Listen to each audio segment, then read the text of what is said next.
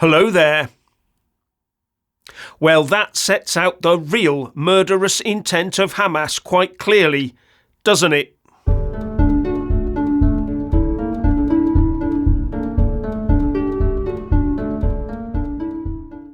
Just after the UN Assembly voted overwhelmingly for a ceasefire between Israel and Hamas, we find out that activists, seemingly backed by Hamas, have been actively looking to start a campaign of terror in Europe.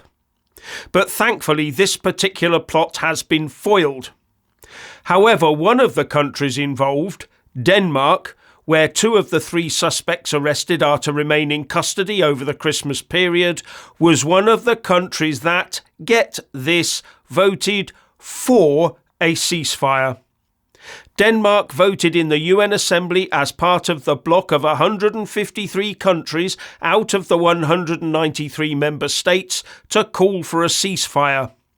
A ceasefire that would give Hamas a chance to rearm, regroup and attack Israel with rockets and terrorists at a later date of their choosing. But that vote does not seem to have made Denmark immune from attack, does it? Maybe they need to have a vote in the UN for a Hamas ceasefire in Denmark, perhaps. Oh, and for those that missed it, here's what the Israeli envoy to the UN, Gilad Erdan, told the Assembly earlier this week. He started by saying that this resolution does not condemn Hamas. It doesn't even mention Hamas. The time has come to put the blame where it belongs, on the shoulders of the Hamas monsters. But this resolution does not even condemn Hamas. It doesn't even mention Hamas. I honestly don't know how can someone look in the mirror and support a resolution that doesn't condemn Hamas and doesn't even mention Hamas by name. So at the very last, I urge you to vote for adding a condemnation of Hamas to the resolution. But you know what? I have an idea. If you want a real ceasefire, here is the right address. This is the phone number of Hamas's office in Gaza. You can all call +970-599-3765 and ask for Yihya Sinwar. Tell Hamas to put down their arms, turn themselves in, and return our hostages. This will bring a complete ceasefire that will last forever. I wonder if anyone did give Hamas a call on that number. And the other 2 EU member states that were involved in arrests to stop potential attacks on Jews in Europe were Germany with 3 arrests and the Netherlands with 1 arrest, and both Germany and the Netherlands abstained from that UN vote. Now, one of those arrested in Denmark is said to be a prominent Muslim activist, with Israeli intelligence claiming that this plot was orchestrated by Hamas. And these arrests come just a few days after the Netherlands raised its threat level to substantial, and Denmark's is already at its 2nd highest level.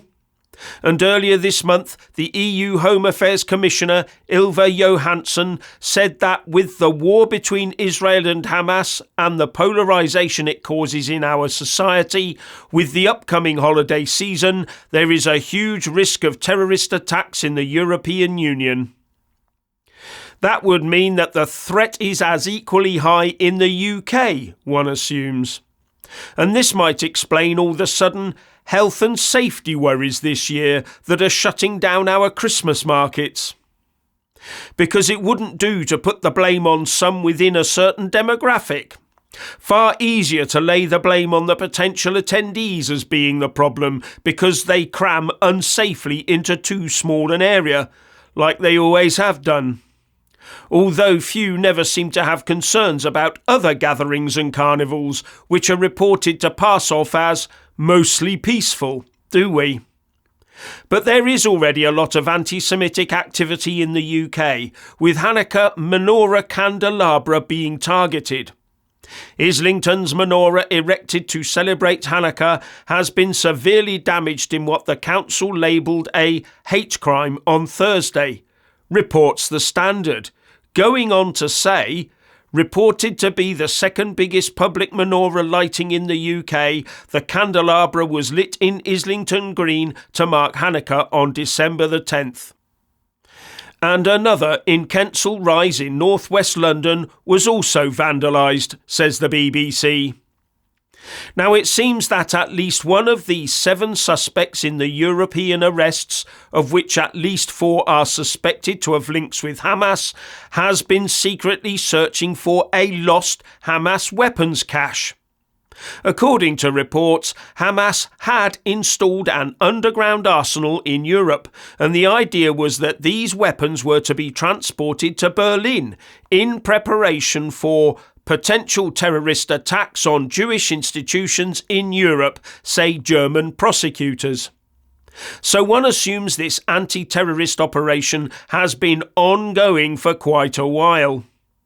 The office of the Israeli Prime Minister, Benjamin Netanyahu, said that the arrests made by Danish authorities had thwarted an attack, the goal of which was to kill innocent civilians on European soil. Going on to say that Hamas has been trying to expand its operational capabilities around the world, especially in Europe, in order to realise its aspirations to attack Israeli, Jewish and Western targets at any price. But one interesting angle is that the Denmark arrests appear to be more connected to a street gang that has been banned in Denmark since 2021. Loyal to Familia, with Danish intelligence refusing to support Israeli claims that this is Hamas-linked, by saying, "There are links to foreign countries in this case, but we are at an early stage in the investigation where we have not definitively determined what foreign connections the Danish case has." And further, that not all the arrests in Europe were linked. All very confusing. But it does appear that attacks on Jews are the main aim of those involved. And at least a part of it is claimed as Hamas connected, so terrorism is being brought to the streets of Europe. I wonder how all those people who followed the pro-Palestine cause in such an ovine manner feel about that right now. What would they have said had a Hamas-linked atrocity been conducted within the European Union? Well, many of the more ardent pro-Palestine types in the UK would of course be cock-a-hoop and be celebrating in the streets, probably while Plod looked on, unable to arrest them in case anyone was offended. And those that have been blindly following them since Hamas broke the ceasefire on the 7th of October and went on their rampage of butchery in Israel will be in their usual apologist mode, making all sorts of excuses for them while chanting "from the river to the sea." And it is exactly this that has emboldened Hamas to do what it is doing.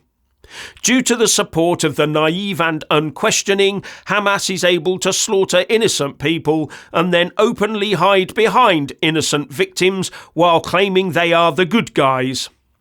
Hamas hides in bunkers it built for itself, using diverted aid money. No bunkers for the children, though. No, the children are forced onto the streets and properties above the bunkers to act as human shields for the terrorists. The children go hungry to keep the terrorists fed and watered. And don't believe me, believe her. الوضع صعب لا تدخل مساعدات. ما في المساعدات كلها نازلة تحت. المساعدات ما بيجوا للأمة ولا بيجي للشعب كله. حج كتير بيوصل اللي بيوصل إشي قليل وبيتوزع هيك بيحكوا. كله للبيوت إلهم. خليهم ياخدون ولا يطخون ولا يعملوا بدهم إياه حماس. خليهم ياخدون ولا يطخون ولا يعملوا بدهم إياه حماس. It looks like this old dear has had enough of being seen off by Hamas, doesn't it? Wonder when Hamas supporters in the UK will come to that realisation too. Finally, we've now future-proofed ourselves against possible cancel culture by opening a channel on Locals for slightly edgier content.